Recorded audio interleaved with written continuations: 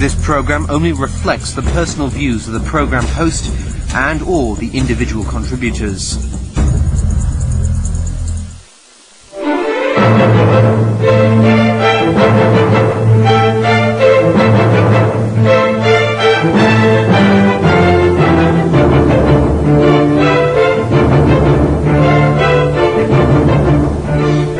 This is Newsline. I am Michael Chigani. We're going to talk tonight about public opinion in Hong Kong with someone who knows all about it, Dr. Robert Chung of the Hong Kong University. Thank you, Dr. Chung, for being on this edition of Newsline. Now, you're the director of the Hong Kong University's Public Opinion Program. And what you've been doing for years, for a long time, exactly, is to track public opinion in Hong Kong. You do it constantly. You do it to measure the popularity of our chief executive, Donald Chung. You do it to measure the popularity of our legislative councillors. And you do it to measure certain issues that have become major issues in Hong Kong. Now, the biggest issue now in Hong Kong, as you know, is the hostage drama in Manila, where 8 Hong Kong tourists were killed when they were taken hostage. Now, public opinion shifts all the time, as you obviously know as an expert. How is the Hong Kong public taking this? I know there's a lot of anger out there, but what is the public opinion in Hong Kong about this? That the Hong Kong government did something wrong, did something right? Obviously, we know the Philippine government is in for a lot of slack. Right. Well, I think when crisis comes, like this time, there's always a short period of confusion, and then some kind of, in this particular aspect, some kind of a despair, anger, directed at somebody, and there will be a short wave for some time. When I say for some time, it might mean a few days or a week, and that will be it. At the moment, as we could see it, it seems that people are really, Hong Kong people in general, are really angry at the Philippine government.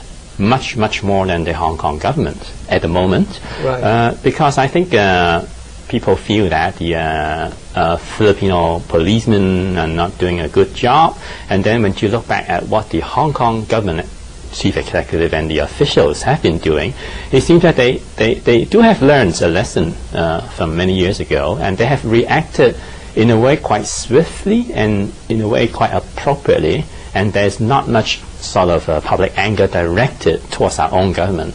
Of course, the case is still, the situation is still unfolding. It's still, it's evolving. It's only been days. But I mean, how long? You mentioned that the anger is not directed at the Philippine government rather than the Hong Kong government. The Hong Kong government has learned from past experience. Obviously, the experience that springs to mind was when there was riots in Bangkok, in Thailand, and the Hong Kong government reacted very slowly in trying to get Hong Kong people back to Hong Kong. At that time, public opinion turned very angrily against the Hong Kong government, right? Right. Yes, it did. And so I think the government actually learned a lesson at the time. We did polls all the time, and we know that the popularity of government and the chief executive and the principal officials have actually dropped at that incidents in Bangkok, actually Pattaya. And then this time, I think we are not seeing this happen at the moment. Of course, there will be a lot of post-crisis handling. You'll be doing other polls as time goes on this issue, right? Right, but seems at the moment that the Hong Kong government, in terms of popularity, is safe this time. Okay, it's safe. But, you know, I want to ask you this, Dr. Chung. Are we in Hong Kong different when we compare ourselves to other societies in terms of public opinion? Is our public opinion too fickle? Does it move too fast? It moves with the news? This happens all the time in everywhere. When we have polling, when we have reopened government, we see all these reactions at the surface. It's difficult to say how special or unique Hong Kong society is. We are, of course, very unique because we're under one country, two systems, and it's only us and Macau. That's correct. And, you know, we are basically a Chinese society, so there's a lot of Chinese traditional values affecting people's sort of mentality, outlook of everything. However, we are also an international society with a long history of colonial history, so we're basically very liberal in the way that we think it's very important for everybody to have a freedom of speech, freedom of expression. So the way they criticize the Hong Kong government is something, part of their rights. So we could see a lot of opposition or opposing voices among societies, and it happens all the time. And now, of course, in the past year or so, we're now talking about the post-80s, so this become a very radical group. Right. But this happens all the time. Before we talk about these younger generation, we talk about opposition in LegCo, because it's part of the role to really criticize the government when it's not elected. So in a way, we are a very open society. We have a very traditional Chinese value affecting all of us, but we are also placed in a very Western or modern society model. But Dr. Chung, that's a very good point. I wanted to ask you this. Previously, let's say you talk about 10, 15, 20 years ago, would Hong Kong public opinion have been affected so readily, so quickly, so diversely as it is now?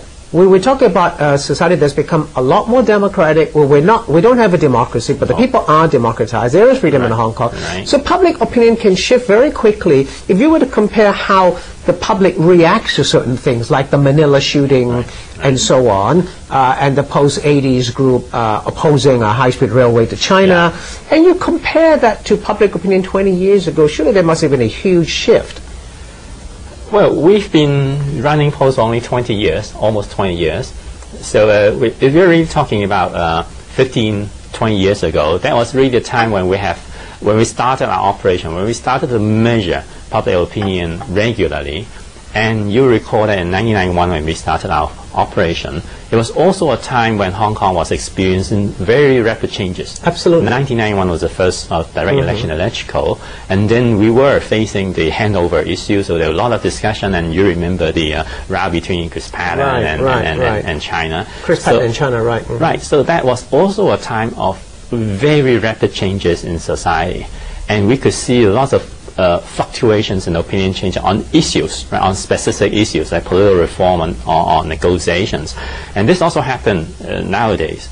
The only difference is that now, 20 years later, we're seeing the huge penetration of the internet, of the younger generation, of very rapid and global media activities. And that affects public opinion very quickly, right? Public opinion. People get, like for example, going back to the Manila hostage drama, you've had internet people fired up on the internet saying that they were expressing their anger at Filipinos, the Filipino community in Hong Kong, at President Aquino. So opinion is being shaped in a very different way now.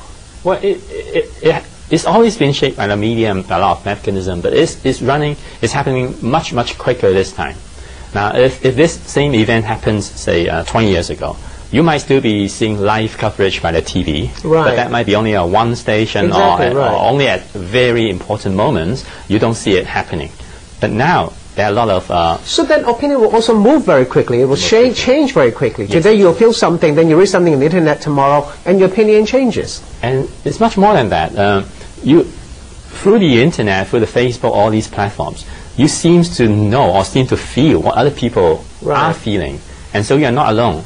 Previously, you thought, you were alone in something. You're alone, and then you start to think about it. Is this really my problem or other people's problem? But now, after just a few hours, lots of people are thinking in the same way as you are.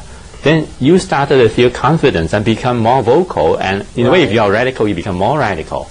So this kind of dynamic has been happening all the time, but it's happening so quickly nowadays that the government, of course, everybody else, have to handle this very quickly, right? Have to Tell me this: how long will this anger last with the Philippine government? Public opinion.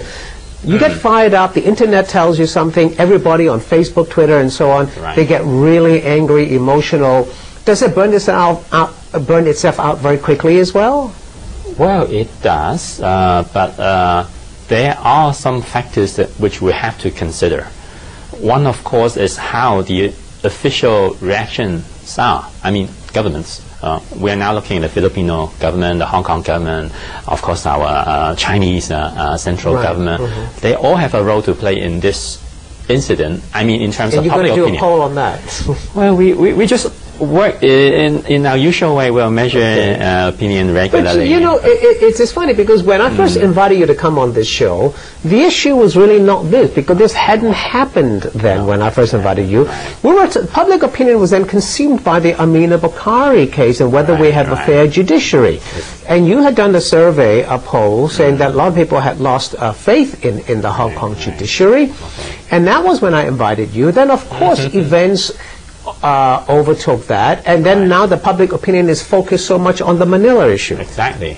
Well, things just happen so quickly nowadays that you just can't plan. I mean, in terms of programming, even one week ahead. I think you must have thought that this is summer time, so it would be nice to review what we have been doing the past 20 years, and we like to do that. Was my original plan. Yes, that was also my original aim too, that perhaps we should look at the structural change of public opinion in Hong Kong over so many years, reasons. But now suddenly we have a crisis, and now we're focusing, and you've been asking me just now that how would opinion fluctuate in such a short period of time, and what other factors will be affecting it.